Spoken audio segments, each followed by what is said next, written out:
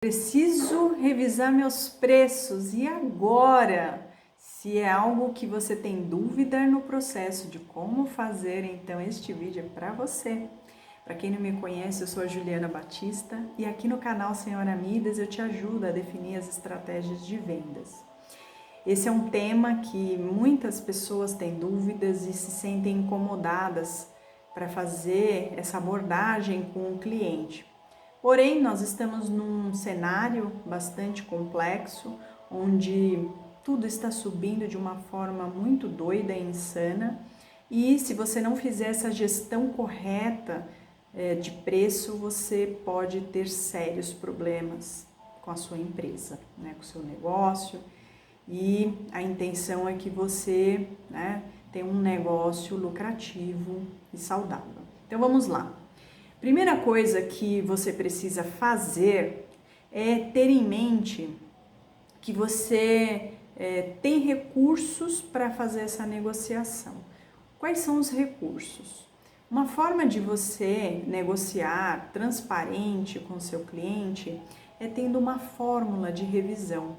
Alguns chamam de cost breakdown, outros chamam de price adjustment formula, mas tudo é uma fórmula onde você mostra quanto que representa a sua matéria-prima, quanto representa ali a sua mão de obra, quanto representam outros custos. Sabe aquele monte de cacareco? Você junta tudo na linha outros.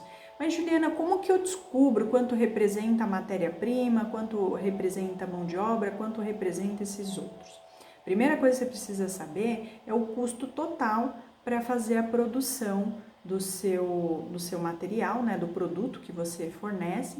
E aí você soma quanto deu o total de matéria-prima, soma quanto deu o total de mão de obra e soma a linha, quanto deu assim de vários outros custos.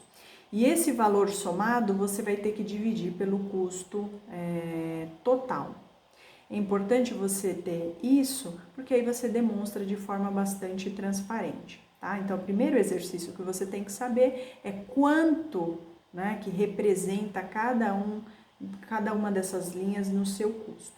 A outra coisa que é importante você fazer é alinhar com o seu fornecedor como que cada linha dessa influencia para ele. Por quê?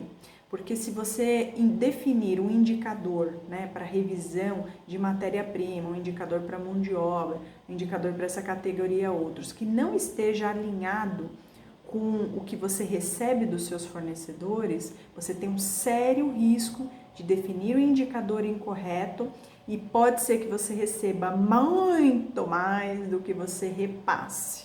E aí um prejuízo ele pode ser gigantesco. Então, a intenção aqui é que essa fórmula ela facilite a sua vida, facilite o processo de negociação e que você tenha uma relação transparente com o seu cliente. Mas também se você definir de forma incorreta, você não vai repassar corretamente aquilo que você teve de impacto, tá bom? Depois que você definiu isso, né, você tem que definir qual é a frequência que você vai fazer essa revisão de preços, né?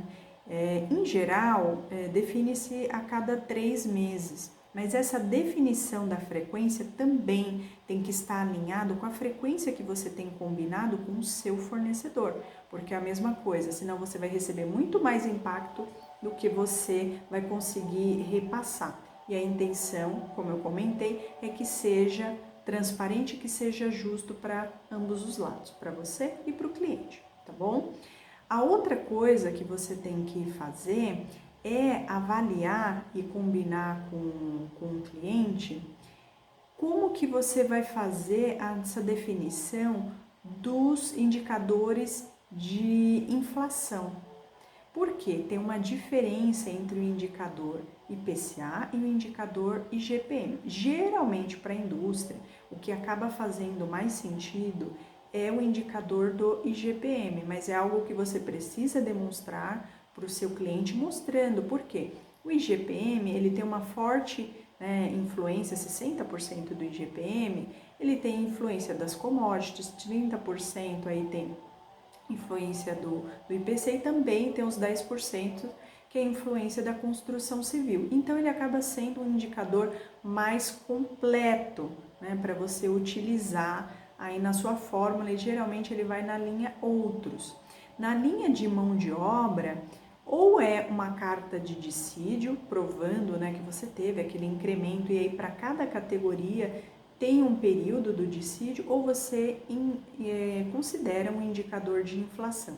Por isso que isso você deve fazer um exercício prévio, avaliando seus custos, avaliando como que o seu fornecedor faz esse incremento e faz essa revisão para você, para que você, na hora que for sentar com o cliente e fazer essa proposta, né, de uma abertura de custos justa, que você tenha todos os dados para mostrar aquilo que é mais coerente com a indústria que você trabalha, tá bom? Então, se você gostou, deixa seu like, e se tiver dúvida, comenta que eu trago mais conteúdos para você. Ó, grande beijo!